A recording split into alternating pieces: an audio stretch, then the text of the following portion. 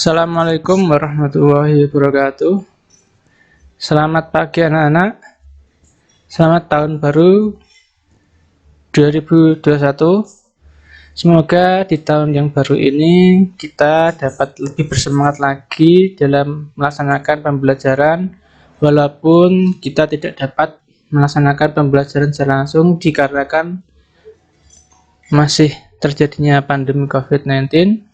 Semoga anak-anak di rumah juga dapat mematuhi atau menjaga kesehatan sesuai dengan protokol yang berlaku, yaitu memakai masker, menjaga jarak, dan mencuci tangan. Untuk semester ini, pertemuan pertama kelas 7 PJOK, materinya adalah senam lantai. Kalian tentu pernah mendengar apa itu senam lantai, ya. Di sini yang akan dipelajari yang pertama adalah memahami manfaat senam lantai, memahami dan mempraktekkan gerak spesifik senam lantai, memahami dan mempraktekkan gerak keseimbangan menggunakan kaki, lengan, dan kepala, memahami dan mempraktekkan gerak guling depan dan guling belakang. Senam lantai. Apa itu sih senam lantai? Namanya juga senam lantai. Pasti senam lantai adalah senam yang dilaksanakan di atas matras atau di atas lantai.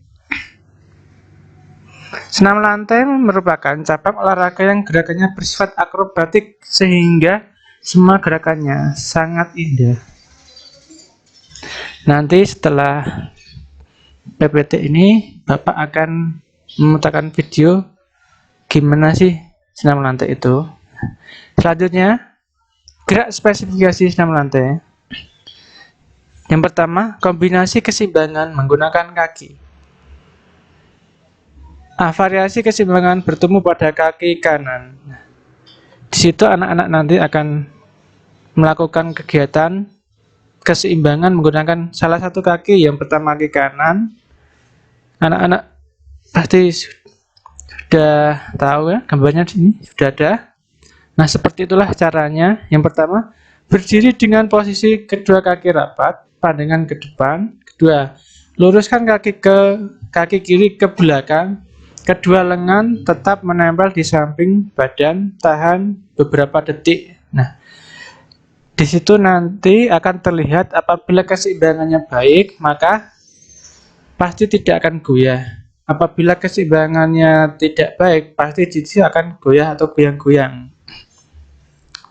Selanjutnya, variasi keseimbangan bertumbuh pada kaki kiri. Tadi kaki kanan, sekarang menggunakan kaki kiri dengan cara yang sama. Tapi sekarang yang jadi tumpuan adalah kaki kiri. Bisa dilihat gambar seperti itu. Umpama nanti bisa bertemu dipraktekkan, nanti bisa maju satu-satu dipraktekkan di depan bagaimana caranya. Tapi karena tidak bisa, maka anak-anak bisa mencobanya sendiri di rumahnya masing-masing ya, dengan didampingi orang yang lebih tua atau yang orang lebih mengerti ya. Tidak boleh dilakukan sendirian. Selanjutnya, variasi keseimbangan bertumbuh pada kedua kaki.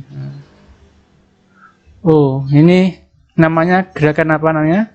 Kalau di SD namanya sudah pernah tahu kan? Nah, itu adalah gerakan sikap split, yaitu suatu gerakan yang menitik beratkan pada penguluran stretching.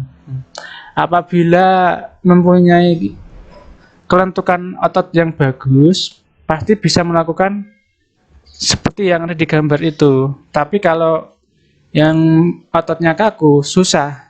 Pak guru pun dulu pada waktu belajar split itu mungkin sekitar 6 bulan itu baru bisa. Itu pun tidak sempurna. Baru sekitar 80% baru bisa melakukan split. Jadi tidak serta-merta langsung seperti itu. Jadi ada tahapan tersendiri.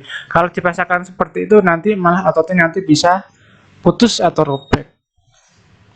Harus dilatih setiap hari.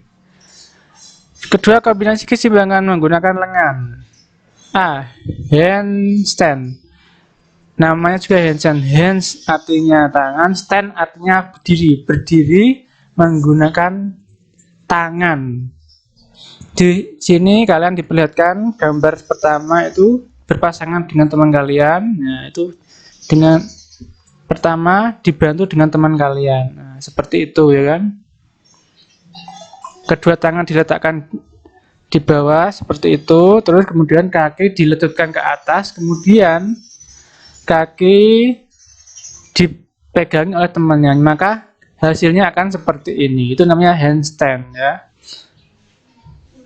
Kalian pasti sudah pernah melihat kegiatan seperti ini kan, di film-film atau di TV-TV, pasti kalian sudah pernah melihatnya. Selanjutnya, nah ini seperti ini tadi pakai bantuan teman kalian. Nah, yang belum bisa berpasangan dengan teman kalian. Kalau di rumah kalian bisa melakukan dengan bantuan orang tua kalian.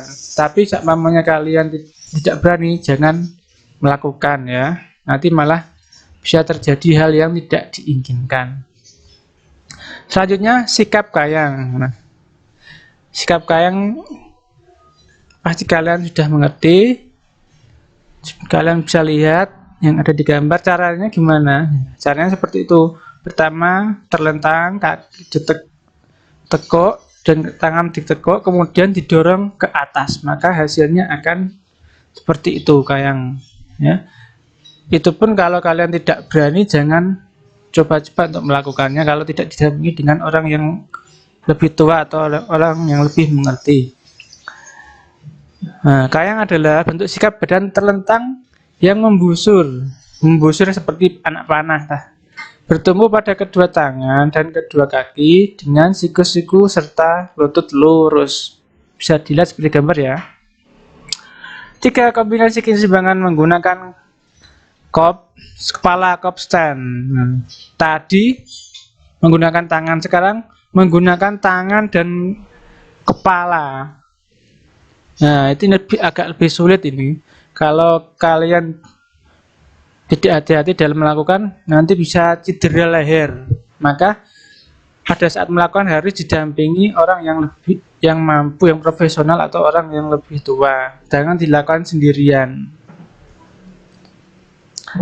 Nah, ini caranya melakukannya. Cup stand dengan bantuan teman. Nah, sekarang yang keempat, kombinasi guling ke depan atau yang disebut roll depan. Nah, ini caranya kalau seumpamanya kalian masuk, biasanya Pak Guru membantu kalian melakukan step by step cara melakukan roll depan. Bisa dilihat pada gambar 1 sampai 8 itu adalah tahapan untuk melakukan guling ke depan. Selanjutnya, kombinasi guling ke belakang. Nah, yang pertama tadi adalah guling depan, yang kedua adalah guling ke belakang.